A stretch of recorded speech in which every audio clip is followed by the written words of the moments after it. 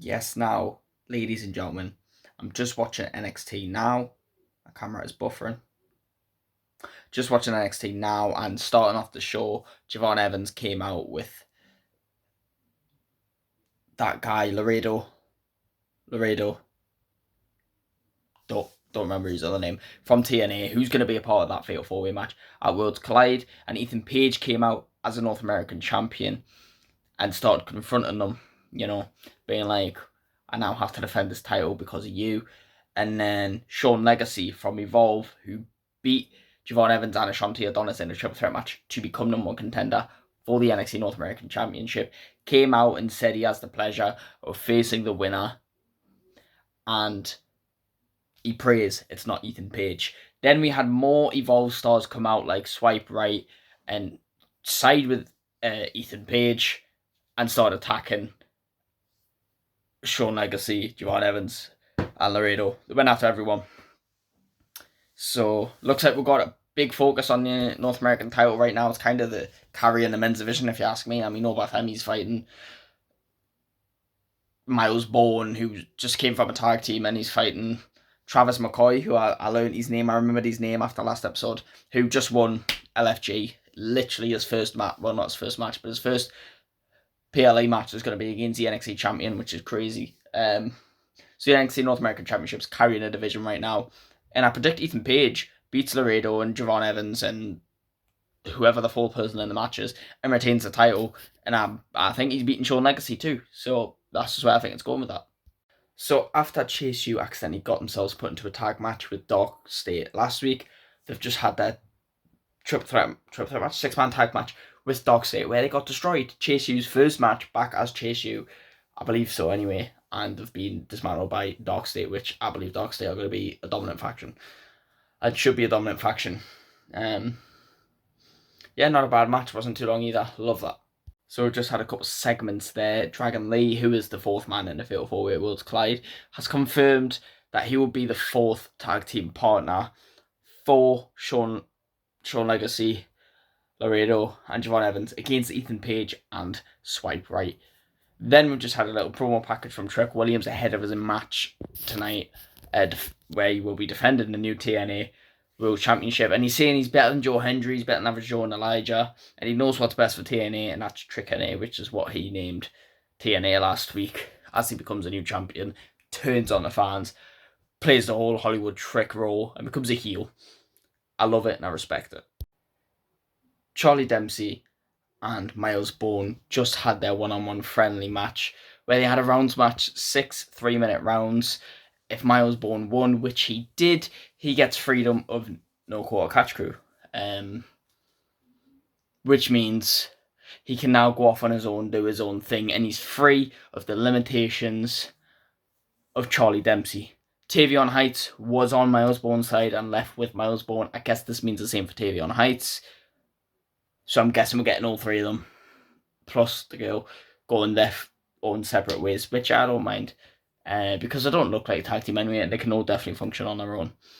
But I don't mind them all still being friends, but I think solo runs is good, especially for Miles Bourne. Yeah, not a bad match either. Okay, so the Cullen was having a little talk backstage, and Izzy Dame hits Brooks Jensen with a chair and says, if you're not fully with the Cullen, you're out. Not sure what that was about. Clearly something that happened last week, but I don't remember. But that's interesting. The female winner of LFG just had her first match on NXT. Can't remember the opponent's name, and weirdly enough, can't remember her name either. But a decent showing, and I'm glad they're getting them straight in there. Okay, so the new NXT Women's Champion, got the light in here, it's terrible. The new NXT Women's Champion, JC Jane, just came out to speak her mind after last week, and we had nearly every woman in the NXT Women's Division come out and stake their claim for a shot at the title. We had Thea Hale, we had Jordan Grace, we had Lola Vice, we had Jada Parker, we had Lash Legend. I mean, literally everybody. And it broke out into fight, and then we had this new person show up, lights went out. It was a big light gleaming on this one woman who is not from WWE. She's obviously new from TNA or from AAA or from somewhere. She had a Ricky Sainz kind of entrance, and they said she's glamorous, but they didn't say what her name was. So for us who people who don't watch TNA or any other wrestling brand apart from WWE, we don't really know who she is. Or maybe you do, and I'm just being stupid. But they didn't say her name, so I don't know who it is. But she's likely to be the next NXT Women's Champion. And I said it when JC won the title. She's likely to be a transitional champion, either for Jordan Grace, Jada Parker, or that new glamorous lady. So we've now had the 4v4 with Javon Evans, Laredo Kid, Dragon Lee, and Sean Legacy, beating the team of Ethan Page and Swipe Right. Just a warm-up match for Worlds Collide, and the match between Sean Legacy and Ethan Page, really. And to promote Evolve, obviously. But it's time to see Trick Williams versus... Well, I think it is anyway. They're showing a video of Trick Williams getting ready in the back. I don't know if that's the main event or if it's next. But we'll see what happens. Okay, now I feel like an idiot. Remember earlier on in the video when I said I thought I was clever because I remembered the LFG winner was called Travis McCoy. He's not. He's called Jasper Troy. I don't know where I pulled McCoy from. Travis McCoy, what an idiot. Jasper Troy. That's his name. I got it wrong. I'm an idiot. Look. It's hard when you watch NXT because there's lots of new people. And if you haven't followed it for the last 2 years, sometimes you don't know who people are called. I stopped watching after Black and Gold.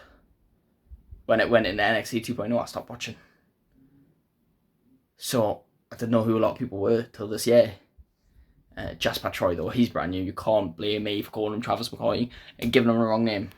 My bad. Okay, so Tatum Paxley's still being sad and weird and carried around naked dolls since Gigi Dawn and Shotzi left WWE and left her, essentially. So Ruka, who's repping the Speed title on TV, respect that. We need to know who's Speed champion. You want to promote it. No one uses Twitter no more. So Ruka and Zarya came up to her like, yo, you okay? You know, you want to be with us? You can be friends with us. Izzy Dame came and whispered some things in her ear. Just said, do you know what you do with people who are pretending to be your friend, who are eventually going to leave you? I'd purge them. Because you know what, she wants her in the culling. I remember last week the culling were watching over Tatum Paxley.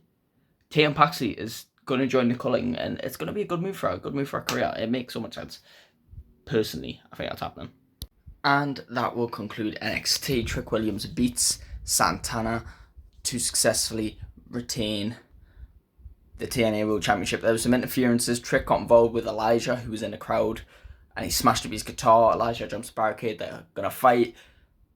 And then someone drags Santana out the ring. It's KC Navarro and AJ Francis, who are now, I believe, are in TNA as a tag team. But AJ Francis used to be top dollar in WWE, obviously teaming with the Shawnee the Adonis and B-Fab. And then KC Navarro, I know him from being Kid Christian on GTS Wrestling back in the day. It's crazy to see them on WWE television now. Well, obviously, AJ Francis has been there before, but it's crazy to see him back, and it's crazy to see KC Navarro there. So, quite a cool ending. Trick Williams retains, and now Trick Williams is going to defend against Elijah on Friday on TNA anyway. Decent episode of NXT. I like how NXT isn't as long. You just get a few matches, a few quick segments, and it's over in no time. It really brings back the not getting bored, so... That was my thoughts. Let me know your thoughts. Thank you all so much for watching. Please like and subscribe, and I will see you in the next one. Goodbye.